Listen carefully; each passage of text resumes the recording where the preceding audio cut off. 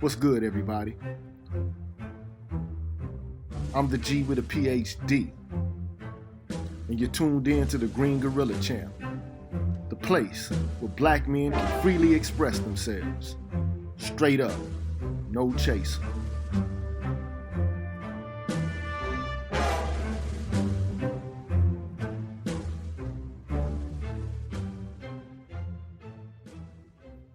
What's good, everybody? I'm the G with a PhD, and you're tuned in to the Green Gorilla channel, a place where black men can express themselves freely, straight up, no chaser. Make sure you hit the subscribe and the like buttons so I can continue to stay motivated and provide you with some good content. This particular video is the fourth and last video in a series that I'm doing on the Combahee River Collective statement. So what we're going to do right now is jump into the fourth topic that they cover, which is black feminist issues and projects. So let's dig right in. And I quote, "During our time together, we have identified and worked on many issues of particular relevance to black women. The inclusiveness of our politics makes us concerned with any situation that impinges upon the lives of women, third world, and working people. We are, of course, particularly committed to working on those struggles in which race, sex, and class are simultaneous factors in oppression. We might, for example, become involved in workplace organizing at a factory that employs third world women, or picket a hospital that is cutting back on already inadequate health care to a third world community, or set up a rape crisis center in a black neighborhood. Organizing around welfare and daycare concerns might also be a focus. The work to be done and the countless issues that this work represents merely reflect the pervasiveness of our oppression." You know what's funny about this is, these women are willing to work in the behalf of motherfuckers from the third world. Not to say that they don't need representatives struggling for them, but goddamn, there's some issues happening right here in our neighborhoods. Not only to people in the third world who are women, but men also. But they have an inclusive politics. But the politics is centered around identity. And of course, if you're not identified as a woman, then I don't think that their politics is seriously capacious enough to deal with those kinds of oppressions that men face, particularly black men.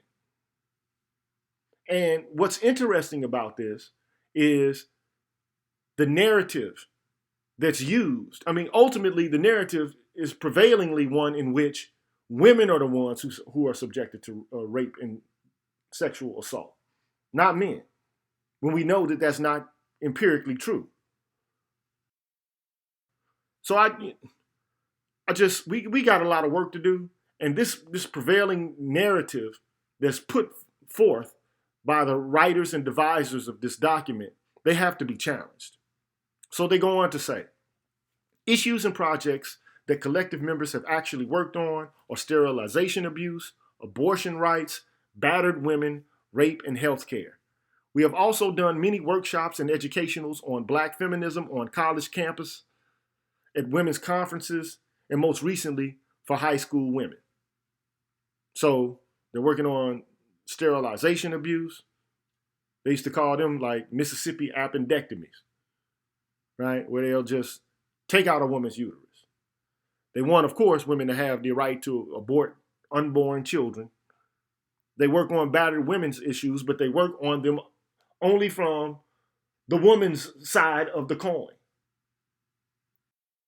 Women aren't the only people subjected to intimate partner violence and homicide. But of course, this is 1974, and I digress, man. Let me just get back to this, okay? One issue that is of major concern to us and that we have begun to publicly address is racism in the white women's movement. As black feminists, we are made constantly and painfully aware of how little effort white women have made to understand and combat their racism, which requires, among other things, that they have a more than superficial comprehension of race, color, and black history and culture. Eliminating racism in the white women's movement is by definition work for white women to do, but we will continue to speak to and demand accountability on this issue. Okay. So you really don't have a problem with the main thrust of feminism and the main talking points associated with feminism. You just want to be more fully incorporated into that movement so that you're not oppressed on the dimension of race. But as it pertains to men, we're not oppressed by white women. We don't have any kind of sexual abuse stories that we can talk about in relation to white women, including being accused of falsely sexually assaulting or raping white women. I mean, how many countless cases do you have of black men who've been convicted of rape only decades later to find out that DNA evidence can exonerate that man? But see, they're not working on those issues. And now, I mean, you got this believe her and me too shit, which just basically throws all of the support and the weight of the social community behind women and what they're going through, but any misery or pain or, that men are subjected to, that shit just gets swept under the rug.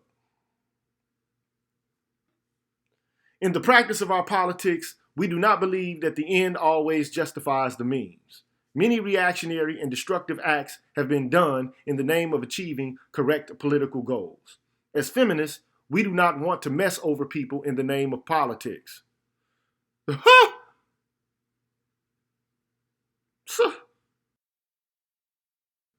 Damn. We believe in collective process and in non-hierarchical distribution of power within our own group and in our vision of a revolutionary society.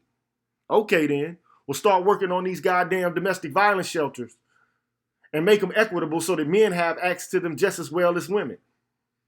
Start doing crisis work for men who are subjected to rape and abuse also, and sexual assault, and particularly young boys. Because many boys have a debut with sex from older women from around the ages of 12 to 15. Whereas with girls, black girls, it's somewhere around 15 to 17 or even 19. Why are we not having a discussion about this shit? I mean, I recently saw a story in the media where there was a 20-year-old married woman. Now, this motherfucking woman is married. Was supposed to be providing daycare for a 13-year-old, ends up raping the 13-year-old boy, having a baby, lying to her husband about it, of course, and then denying that she actually raped the boy. But then the DNA evidence comes out, which illustrates that she did have sex with this 13-year-old boy, and then she was sentenced to prison for 30 months. Now, we all know she is only going to have to do half of that time. And then after that, her life is going to be able to resume some sort of level of normalcy. I guarantee you. And guess what's going to end up happening to that fucking 13-year-old boy? Guess what he's going to end up having to do? Guess. That motherfucking boy is going to end up having to pay child support. God motherfucking damn. God damn.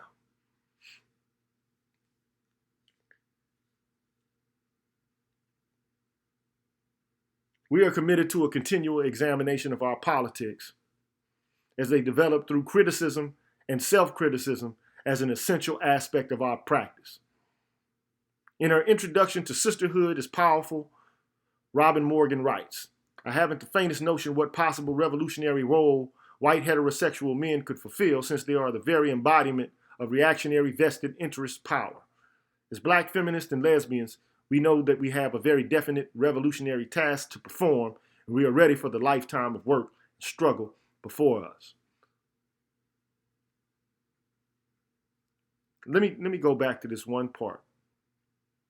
We don't want to mess over, as feminists, people in the name of politics.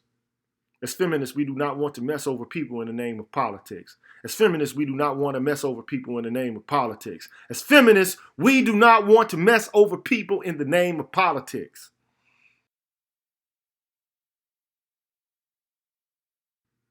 We are committed to a continual examination of our politics as they develop through criticism and self-criticism as an essential aspect of our practice. Well, I'm calling you to task on this because I don't think you've been particularly self-critical at all. And I don't think that you're able to absorb the criticisms that are issued from people outside of your group and your Look, man, I'm just frustrated with this in general, man. I'm done with this, bro. We got a lot of problems and a lot of work to do. A lot. Now, you might not like the podcast. You might think it was too long and overbearing and boring or whatever the fucking case may be. I find it stimulating and fascinating. And the reason being is because I understand how thought can have an impact on policy. I have an understanding of how political activism can move an entire culture in a different direction. And right now, there's no answer for this shit. Not collectively by black men anywhere. Not collectively. You have a few mavericks who are willing to courageously brave the waters, to step out and say, there's something fundamentally flawed with your analysis and your theorization about a whole host of issues. But there's not a collective group of men who've been able to offer any kind of critique that's been successful. Something has to give. This politics creates a narrative of the world in which men are abusers, rapists, and torturers, oppressors, dominators, and actors of violence. I'll leave you with this one last thought. Both men and women are human beings. Both men and women are imperfect. Both men and women have the capacity to do evil in the world. That's the reality. And we have to work on minimizing the amount of evil that is present in the world. I'm out of here, man. One.